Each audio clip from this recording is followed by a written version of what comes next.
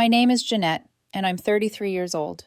Christmas at my parents' house had become unbearable over the years, not because of the usual awkward tension or the forced cheer, but because there was a quiet cruelty baked into it that everyone pretended was family banter.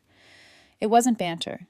It was my sister Rebecca picking people apart, and my parents laughing just enough to keep the peace while someone else became the entertainment. Rebecca always needed a target. One year it was our cousin after her divorce.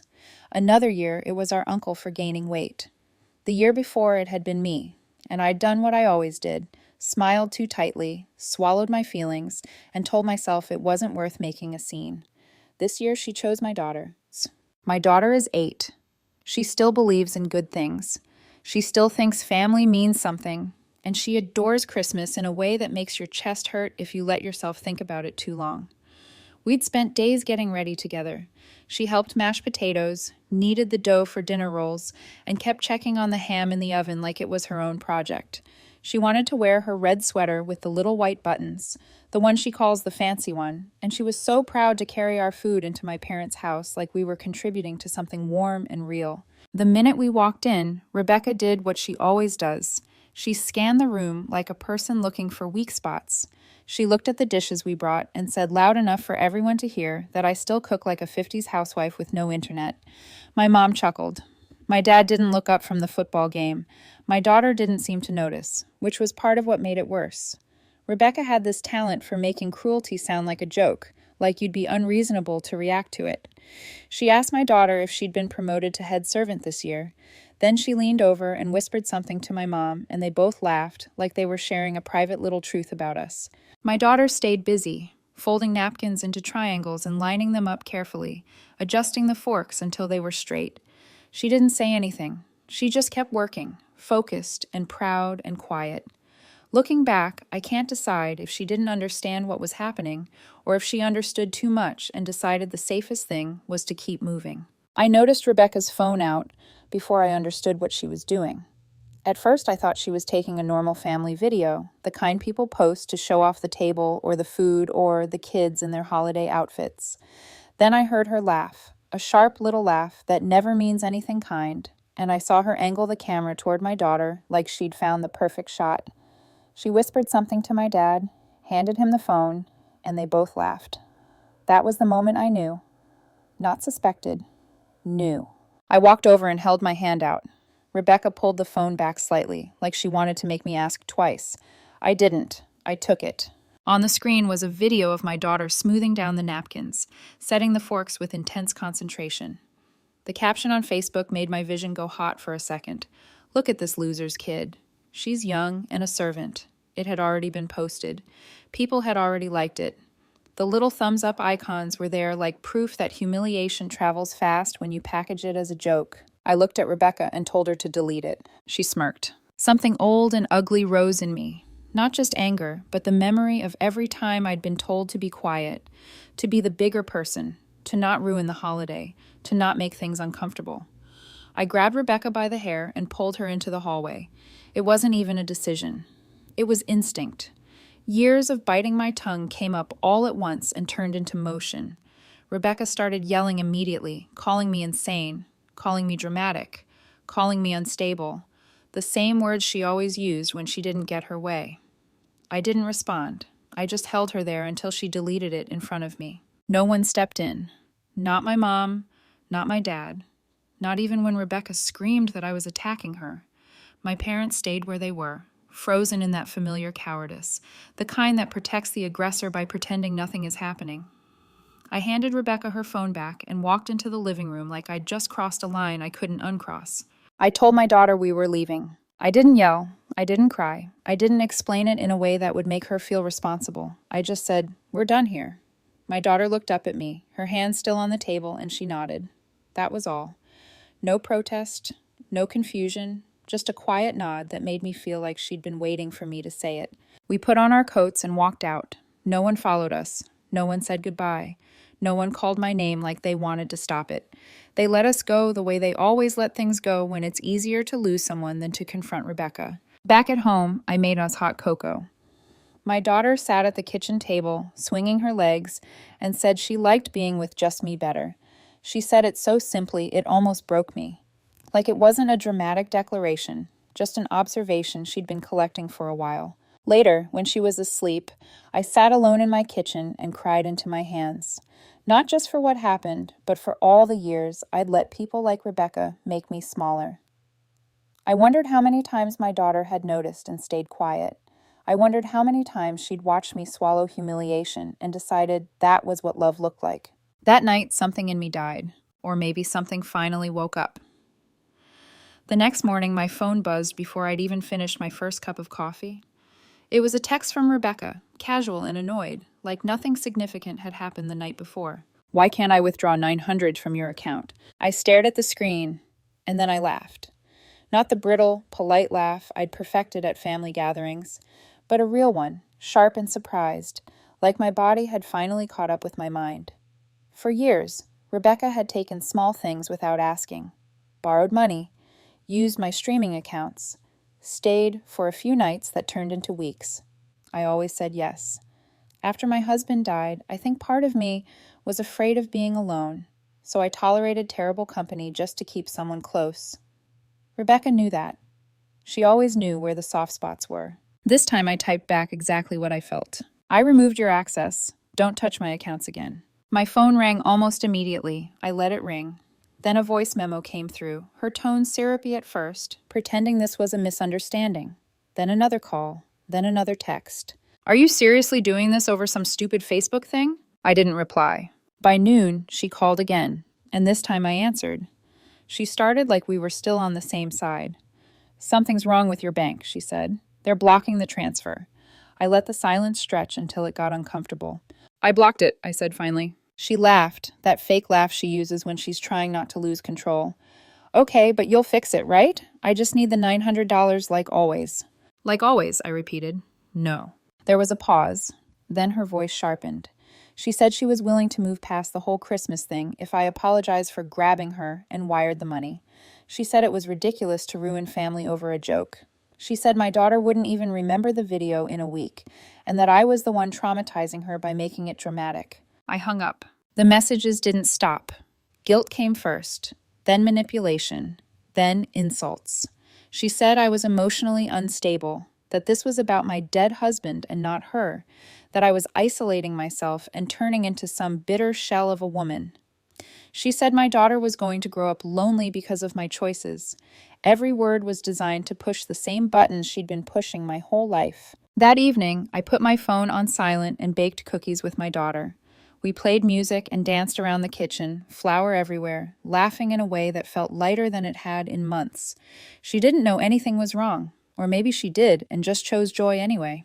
The next morning, at 8:15, someone knocked on my door. When I opened it, Rebecca was standing there in full makeup, dressed like she was heading to a job interview. She didn't wait to be invited in. She pushed past me and started talking fast, pacing my kitchen like she owned it. She said she understood I was upset. She said the post was meant to be funny.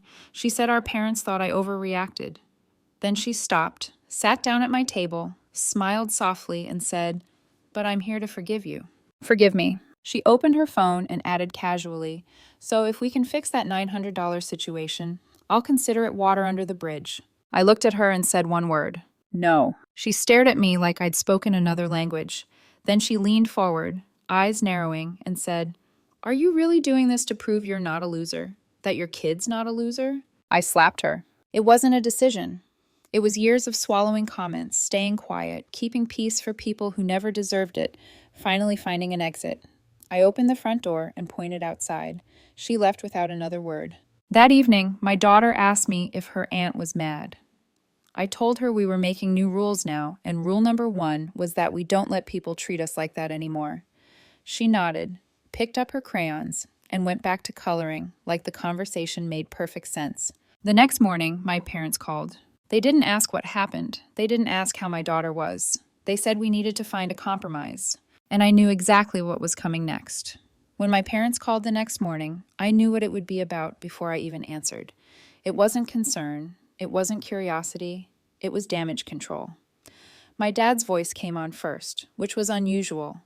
Normally, my mom did the smoothing, the softening, the pretending not to choose sides while always choosing one.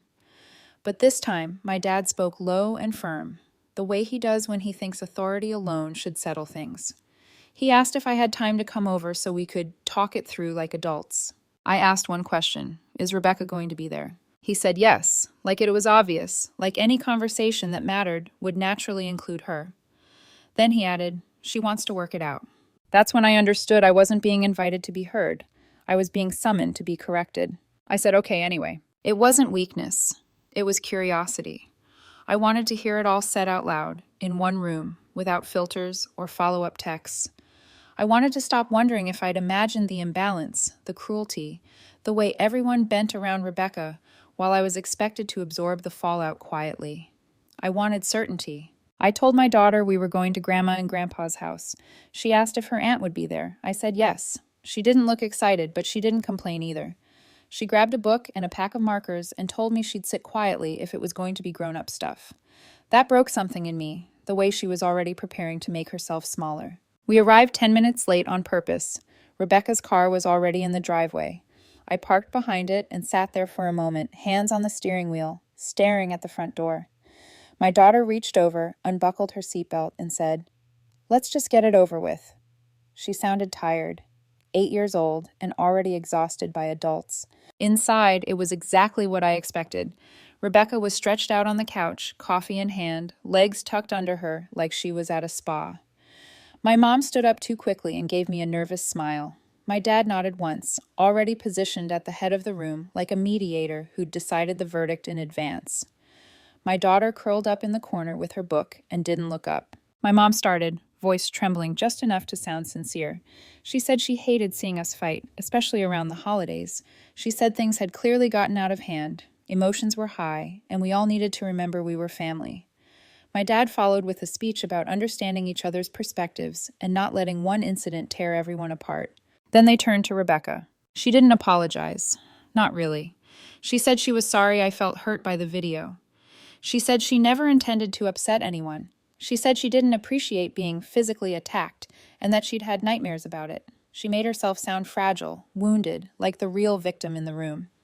Then she tilted her head and said, "Honestly, if I'd known Jeanette was in such a sensitive place, I never would have shared it." Sensitive place, she went on, saying my daughter hadn't even noticed, that she wasn't hurt, that I'd turned it into a big thing by reacting the way I did.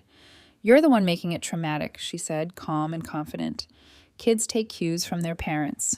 I asked her if she would have liked it if someone posted a video of her child online and called them a servant. She rolled her eyes. "It was a joke, a dumb, harmless joke. The only one acting like it meant something is you." Then, like she couldn't help herself, she added, "It just feels like you've been waiting for a reason to punish me, like you want to feel superior." That's when my mom stepped in again, trying to redirect. She said Rebecca was under a lot of stress, barely making rent, struggling with her kids. She suggested that maybe Rebecca felt threatened because I'd been helping her financially for so long. I asked what any of that had to do with my daughter being humiliated online. No one answered. Instead, Rebecca launched into a breakdown of her finances. Her ex wasn't paying child support again. The boys needed new shoes. Bills were bouncing. She said she was doing everything she could. I'd heard every version of this speech before. Then she said the line that clarified everything. "You were helping just fine before," she said. "So what changed, really?" What changed was that I stopped letting her hurt my child. I told her I wouldn't be paying her rent again, that it was over. The help I'd given came from kindness, not obligation, and she'd stomped all over it. She laughed, not because it was funny, but because she couldn't believe I was serious. "You're really going to do this," she said. "Throw away your own family over a Facebook post, over your weird little parenting pride trip." Before I could respond, my daughter stood up. She didn't cry. She didn't say anything. She just picked up her coat and walked into the hallway like she'd reached her limit before I had. Something inside me went very still. I stood up and told Rebecca this was the last conversation we would ever have. I told my parents they were free to support her however they wanted, but I would not be part of it. Not emotionally, not financially, not ever again. No one stopped me. We walked out. In the car, my daughter buckled herself in and asked if we could get ice cream. Like the worst part was already over. I realized then that she understood something it had taken me years to learn. Walking away isn't cruel. Staying is. I thought walking out of my parents' house would be the end of it. I imagined Rebecca sulking, my parents grumbling, the story settling into the familiar family version where I was difficult and everyone else was just trying their best. Rebecca always bounced back. She always landed somewhere soft, usually in someone else's wallet. I didn't expect peace, but I expected distance. 2 weeks later, I got a message from someone I barely knew. It was one of Rebecca's former neighbors, a woman I'd spoken to exactly once when I helped carry groceries into Rebecca's place during one of her everything is falling apart weeks. The message was hesitant, apologetic, like she wasn't sure she should be sending it at all. "Sorry if this is weird," she wrote, "but I thought you should know your sister's moving out. There are kids' clothes and toys by the dumpster, and it looks like she's selling furniture. She didn't look okay." I didn't reply. I just sat there with the message glowing on my screen while my daughter was in the next room building a Lego tower, humming softly to herself. Rebecca moving didn't shock me. Rebecca spiraling didn't shock me either. What surprised me was how little relief I felt. There was no vindication, no satisfaction, just confirmation. That night, we were driving home from Target, the back seat full of groceries and school supplies, and without really deciding to, I took a detour. I drove past Rebecca's townhouse. The blinds were gone. The front door stood open. One of her boys sat on the front step eating cereal out of a mixing bowl, legs swinging, eyes glued to a cracked tablet. Inside, the place looked hollow, not packed, emptied. A mattress leaned against the wall, piles of laundry, no couch, no shelves. It didn't look like a transition. It looked like collapse. I kept driving. My daughter didn't ask questions. The next morning, my mom called. Her voice sounded thick, like she'd been crying for a while. She told me Rebecca and the boys were moving into a 2-bedroom apartment across town, half the size of the old place. Then she added, after a pause, that she and my dad had decided to step in and help with the rent. Groceries, too, if needed. She said it like it was a moral victory. I didn't respond right away. Then she asked the question she'd been holding on to. "Are you happy now?" It wasn't curiosity, it was accusation. "I'm not happy," I said. "I'm done." She told me not to come running to them next time I needed help. I told her I wouldn't, and for the first time, I knew it was true. That might have been the end of it if it weren't for what happened a few days later. I got an email from my bank late at night. 3 failed login attempts from an unrecognized device. Then another email about a denied password reset. My chest tightened. I changed my password immediately. Then I changed it again. I added 2-factor authentication. I pulled my credit report just to be safe. Everything looked clean. The bank flagged the activity and told me they'd monitor the account. I didn't need them to tell me who it was. I didn't confront Rebecca. I didn't tell my parents. I said nothing. I just closed ranks. A day later, Rebecca posted on Facebook a long, vague paragraph about hard times and doing everything for my kids and needing a fresh start. There was a GoFundMe link at the bottom. No apology, no explanation, just a quiet request for money wrapped in martyrdom. People commented hearts and prayers. Someone tagged my parents. Someone else asked how they could help. My daughter saw it over my shoulder. She leaned in and asked, "Is that the aunt who called me a servant?" I asked if she remembered that. She nodded. I didn't say anything because I didn't want you to cry again. That sentence hurt more than anything Rebecca had ever said. She'd noticed everything. The video, the tension, my hands shaking in the kitchen that night. I'd been so focused on protecting her from the storm that I hadn't realized she'd been standing in the rain with me the whole time. That night, after she went to bed, I pulled a small wooden box from the back of my closet. Inside were a few things from my husband. Notes, photos, his watch, a USB drive. I plugged it into my laptop and played a video I hadn't watched in years. He was standing in our old kitchen, helping our daughter pour pancake batter. She spilled it everywhere and froze, eyes wide, ready to cry. He laughed, wiped her hands, and said, "That's perfect. Now you know how not to do it. You're doing great." I sat there watching them, thinking about the kind of man he was, how he made people feel capable, how he made her feel safe. That was what I was fighting for. Not revenge, not payback, peace. And the right kind of future. Rebecca went quiet after the GoFundMe. Silence from her never meant peace. It meant planning. A few days later, my cousin Julia texted me late at night. She said Rebecca had been telling people I attacked her in front of my daughter, that she was scared of me, that she'd had to leave her home because of me. I didn't defend myself. I was tired of explaining reality to people who preferred a simpler lie. 2 days after that, my mom sent a group text saying we should all come over for dinner, that it was time to talk things out like adults, that holding grudges was tearing the family apart. She said Rebecca would be there. She promised it would be calm. I almost said no, but something in me wanted one last confirmation, one last moment of clarity. I wanted to hear exactly who they would choose when it came down to it. So I said yes. We arrived 10 minutes late on purpose. Not to make a statement, just to remind myself that I no longer rushed to meet their expectations. The house looked exactly the same as it always had. Same wreath on the door, same smell of overcooked vegetables and air freshener, same illusion of normalcy. Rebecca's car was already in the driveway. I parked behind it and sat there for a moment with my hands on the steering wheel, breathing slowly. My daughter reached over, unbuckled her seatbelt, and said quietly, "Let's just get it over with." 8 years old, and already fluent in adult tension. Inside, Rebecca was already seated at the table, legs crossed, phone beside her plate, talking loudly like she owned the room. My mother stood too quickly when she saw us, her smile stretched thin with nerves. My father nodded once, the way he does when he's decided this is a meeting, not a family gathering. My daughter went straight to the corner with her book and markers without being asked. She didn't look up. Dinner started with small talk that went nowhere. Forks scraped plates. Glasses clinked. No one mentioned Christmas. No one mentioned the video. No one mentioned the post or the bank alerts or the GoFundMe. Finally, my father cleared his throat and said we were here to move forward. My mother nodded, eyes already glassy, like she'd rehearsed this speech in the mirror. Rebecca took that as her cue. She said she was sorry I felt hurt by the video. She said she never intended to upset anyone. She said she'd been under a lot of stress and that humor was her coping mechanism. She said she didn't appreciate being physically attacked and that she'd had nightmares about it. She framed herself as fragile, shaken, misunderstood.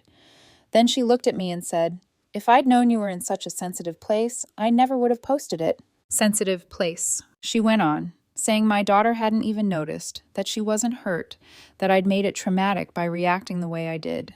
"Kids mirror their parents," she said calmly. "You turned it into drama." I asked her one question.